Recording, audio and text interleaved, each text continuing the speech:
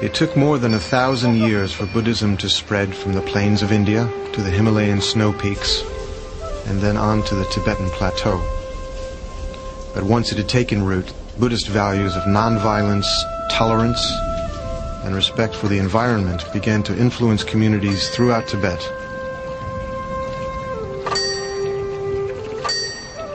In Bhutan, high on the rock face of a mountain, there is a cave known as the Tiger's Nest. In the 9th century, Padmasambhava, the founder of Tibetan Buddhism, meditated there. For those that undertake the strenuous climb up to it, the journey symbolizes a path to a pure land, the ultimate goal being enlightenment.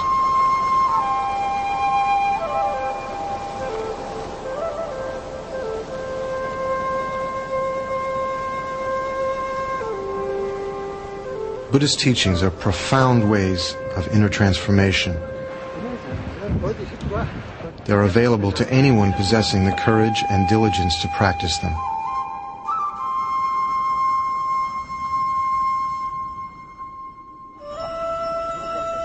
At the center of this world is the Lama, or spiritual teacher, a living example of enlightenment.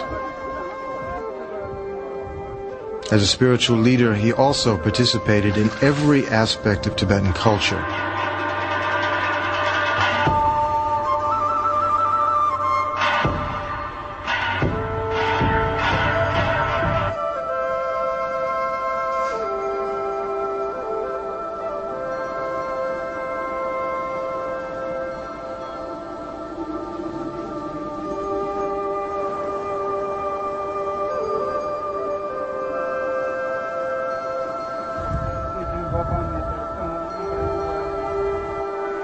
The Lama was capable of inspiring and guiding others to realize the unshakable awareness of their own mind.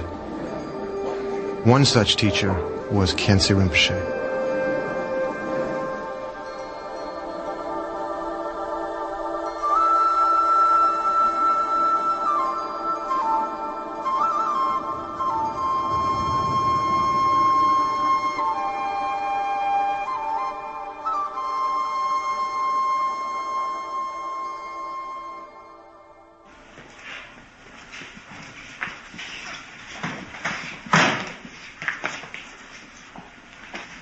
The Dalai Lama was one of the many teachers who was inspired and taught by Khyentse Rinpoche. He was one of my main gurus. And especially the Dzogchen teaching and also some other very rare oral transmission. Not only Nyingma tradition, but also Sajya tradition, Dilgo tradition, and also Gurju tradition, as I received from him. So I consider late Khyentse Rinpoche is very, very, grateful, very, very helpful for my spiritual practice. When he sits on chair or throne, very, magnificent, very impressive. His body appearance very well, very well built. And he always smiled, always smiled.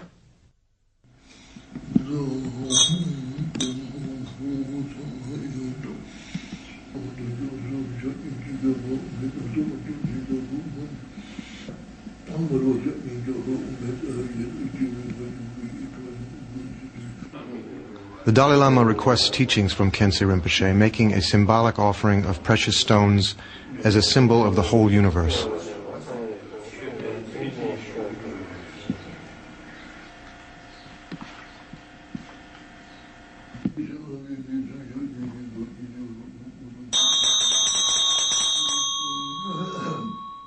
Visualizations, ritual objects, and sometimes even costumes are used by the teacher to show the student a means of transforming his perception of the world and opening to his potentially enlightened state.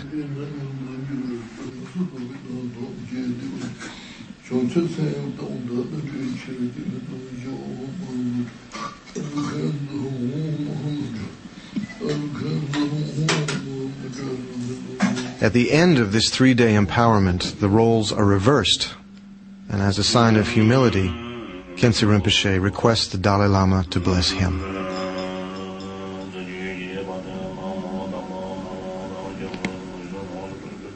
As a symbol of gratitude for the Guru's teachings, the Dalai Lama offers him a ceremonial white scarf called a kata and requests him to pray for Tibet.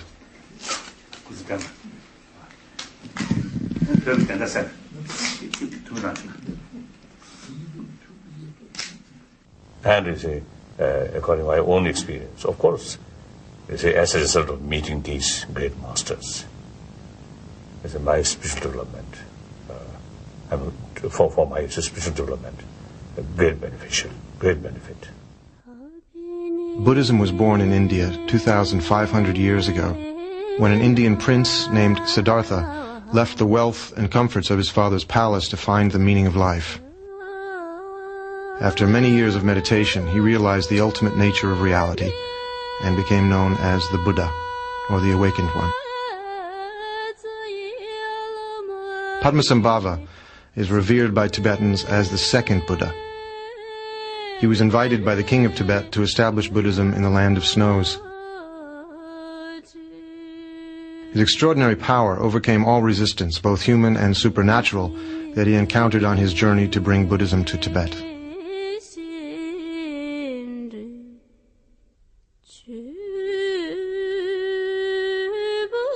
Through the power of his realization, Tibet became a unique spiritual society whose traditions have remained unbroken until the recent occupation by the Communist Chinese.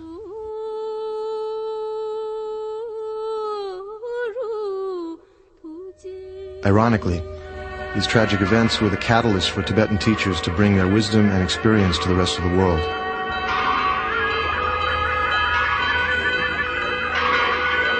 Many people who met these great masters were struck by their kindness, sense of humor, and extraordinary presence, and began to learn that Buddhism was not based on withdrawing from the world, but on embracing it with love and compassion.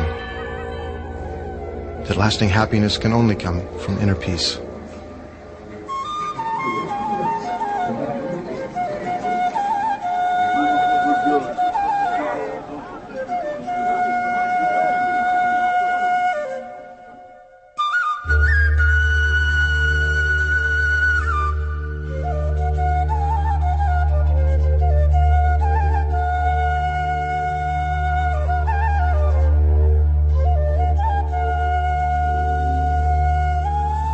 Khyentse Rinpoche was born in 1910 in eastern Tibet. At the age of 13, he felt a deep longing to pursue a spiritual life and go on a long meditative retreat. On leaving home, he wrote a letter to his parents. "Father and Mother, stay in your beautiful home. Your son longs instead for empty caves. A handbook of spirituality is all I wish to keep. Your smiling faces will be with me always. And if one day I might reach spiritual realization, I shall repay your great kindness to me." For the next 15 years, Khyentse Rinpoche meditated in many caves, often remaining snowbound for the entire winter. Of his main teacher, Session Gyaltsab, he said, "I was overwhelmed by the splendor of his expression when he would gaze at me and ask, 'What is the nature of mind?' I felt that he was exactly the same as the Buddha, and I began to understand how to meditate."